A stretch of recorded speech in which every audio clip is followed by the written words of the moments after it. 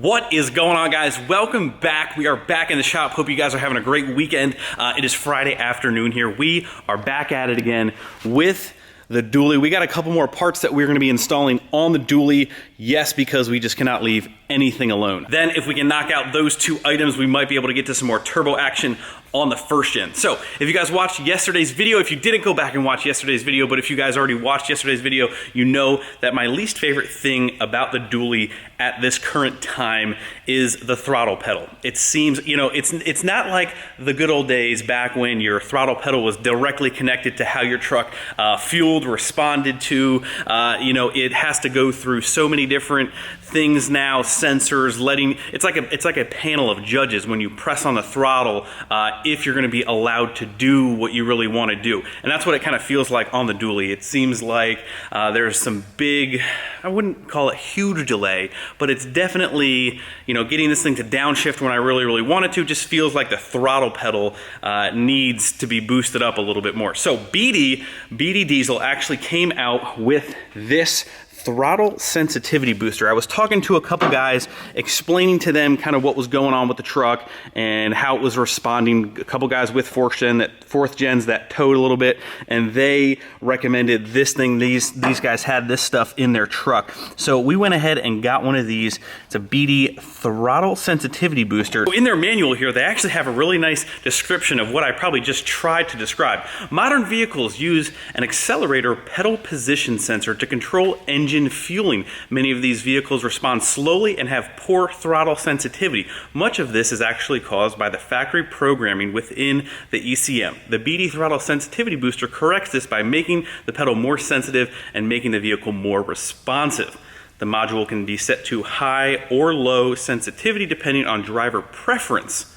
And this helps on stock trucks. So that's basically what I was trying to say. So we went ahead, got one of these. Hopefully this solves some of our throttle issues. On top of that, they have this little switch here that you can mount that actually you can toggle between the high, low, medium settings of this, which you can see inside here.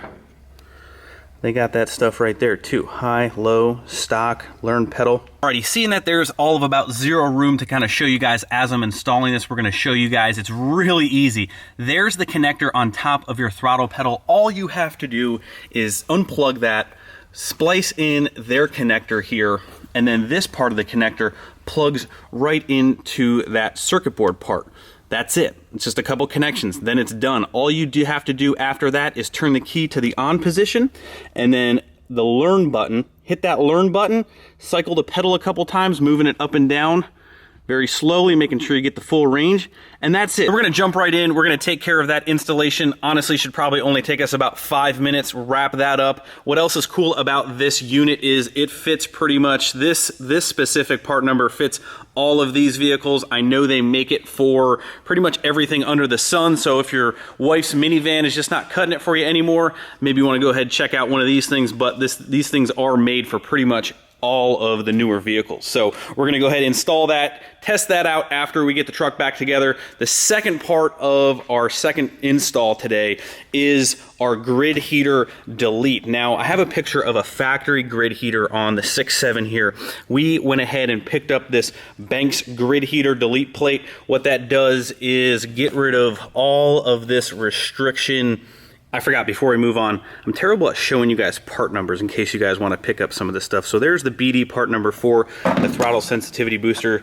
Again, there's the stuff that it fits. And then here is the Banks part number for the grid heater delete plate, which comes with the plate, which we have obviously already sent off, had powder coated the same black, new gaskets, these spacers for the fuel rail, and a wiring extension for one of the sensors that plug into the plate right here. So when we were doing all of the modifications on the dually before with the intake, with the intercooler, with all the pipes, we've pretty much upgraded everything air-wise minus the turbo, which that is coming. We're trying to wrap up one more piece before we go ahead and rip the factory turbo off this thing, because we do have another turbo for this thing. So from the turbo, you know, we have our new intake, we have our new Banks intercooler, our new piping, our Banks Monster Ram. The last last piece of the puzzle is that factory grid heater, which is massively restricting some airflow. So I get a lot of questions about grid heaters. I pretty much don't run grid heaters in anything. A lot of questions from you guys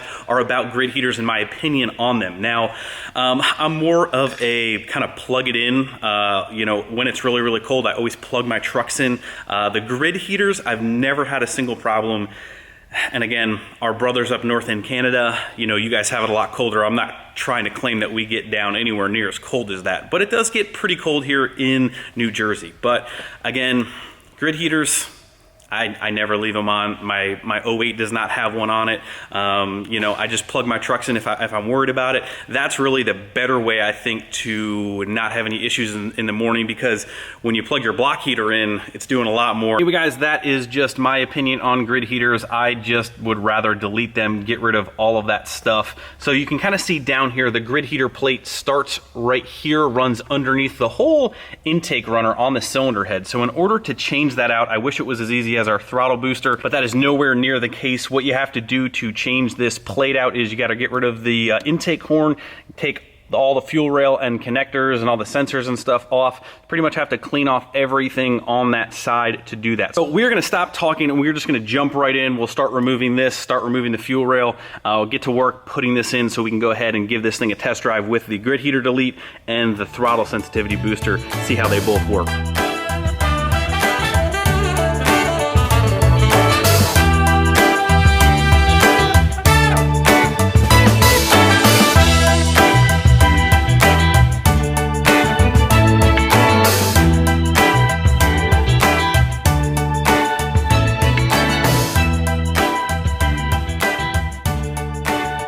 Alrighty, so with the Banks Monster Ram now removed, you can kind of see the factory grid heater there. You can see how much space it kind of takes up and all the air it probably blocks going to your engine. So, got the foam removed, a lot of the electrical connections removed. All we have left to do is remove our injection lines, remove our fuel rail, and that is pretty much it. I think the biggest tip that I can give you guys, not do ourselves, seeing that we drove the truck over here, you might want to let the truck cool down or start working while it's cold. General rule of thumb for pretty much everything, but this thing is hot and it is taking me much longer because I'm burning the crap out of my hands.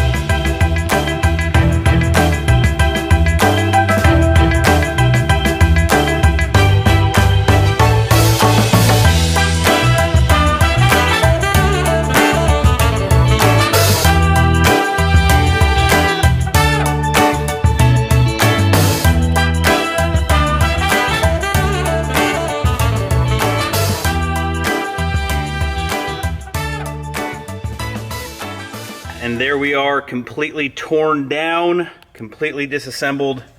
Got the fuel rail out, got the factory grid heater plate out. Got that sitting right over here in comparison. A little bit better look underneath of what everything looks like. Factory grid heater. This is a secondary, I think it's a map sensor that we're gonna switch over to this plate. As you can see, this plate, not really much to it other than does not have a whole bunch of crap into it. So we're gonna go ahead, got our new gasket here, put our new gasket on, get the new plate on, get the fuel rail back together, and pretty much just reassembly. Alrighty, we are mid reassembly, and look what the cat just drug in. We got good buddy Mark. So we're not gonna say anything to him, we're not gonna say anything to his face, but it's actually was Mark's birthday. So in the comment section below, make sure you guys tell Mark happy birthday, because Mark is the man. He's probably coming here to help us fab some twin stuff up. Like I said, a second set of hands is always awesome when you're doing that stuff. So we got the new plate on, got the new fuel rail going on, everything is tight. We're just going to start with the new fuel lines. Then we'll be done. Mark. Yes. Hi, Mark.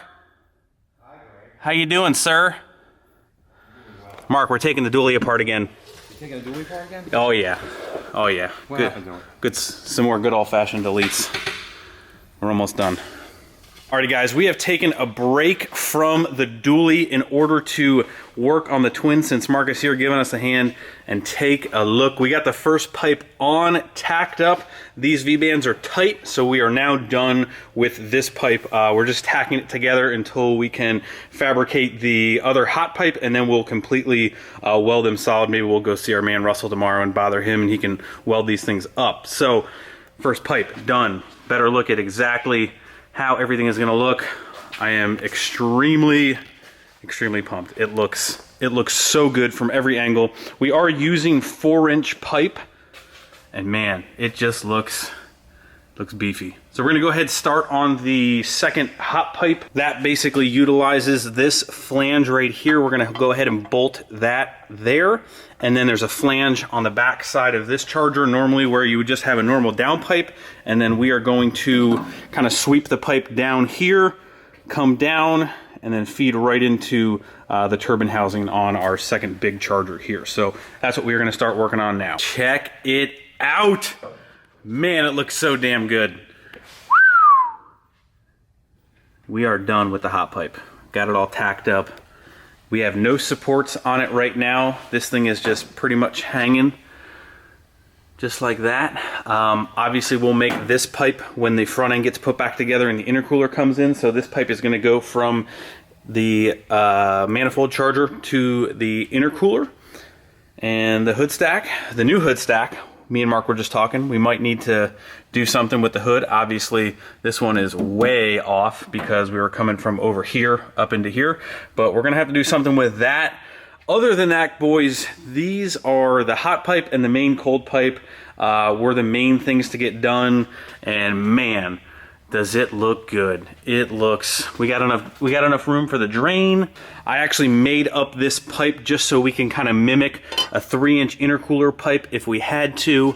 That is what that would somewhat kind of look like, but that's the room that we have. We got about an inch room of clearance for the intercooler pipe. So we are so good. And man, does it look so good. Just another step towards completion, boys. So now what we are going to do is we're pretty much going to disassemble all of the pipes. We are going to send Russell a text message saying, yo, we got to weld this up tomorrow. See how pissed off he gets. Probably go bother him tomorrow. But we are pretty much, this is good progress for, Mark, what do you say? I mean, we're only like 2-3 hours. Yeah, tops. That's what I mean, like compounds, twins, whatever, you know, compounds. Technically, once you've done a set or two, like they're really not bad. Like this pipe, we only had to trim edges. This pipe, we had to get just a little bit creative on where we placed this charger. But other than that, man, I'm so pumped. It's all good. It's where you want. I am beyond happy. It looks so good. I'm getting some momentum back for the first gen. I'm like, man, we need to get this thing done. Run again. We need to be killing some tires is what we need to be doing.